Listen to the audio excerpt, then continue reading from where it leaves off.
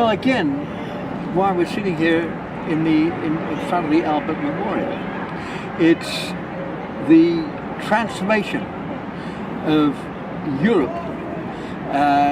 in terms of egalitarian value that saw the birth of modernity, what would be understood as modernity, the development of the modern state, and various aspects of its so-called democratic process. That is, the modern state is founded in egalitarian value and itself is paradoxical. That is, the state, as Jean-Jacques Rousseau described, that stands in fundamental contradiction of the very forces that brought it into being.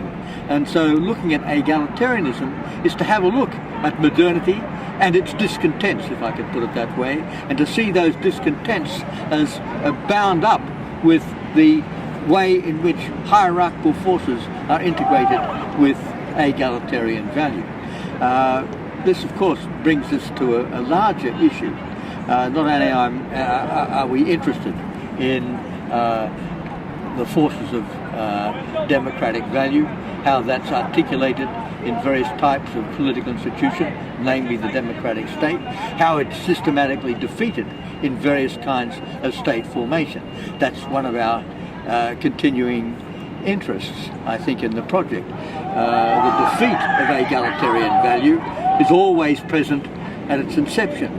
It was the defeat of egalitarian value, the impossible paradox of egalitarianism in the state formation of modernity that brought forth, for example, the Jacobine revolution, the Jacobine Terror, in which there was an attack on any hint of hierarchical formation, so that the liberating force of the revolution also ate up the main agents of liberation. People like Danton or Robespierre and so forth were consumed within the paradox of egalitarianism within hierarchical state formation. The same thing happens later in the Russian Revolution, for example. The terror of the Russian Revolution is also based in the insistence of the state to force egalitarian value, which then transforms into another form of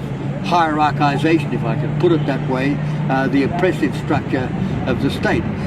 We go right back to the French Revolution, the beginning of modernity, where you've got liberation, where you've got the idea of fraternity, and you've got the idea of equality, all joined up, but in a sense jostling in paradoxical relationship to each other. So part of the project is to have a look at the egalitarian idea and its paradoxes, how in fact it can produce its very converse, can actually give rise to new forms of oppressive activity.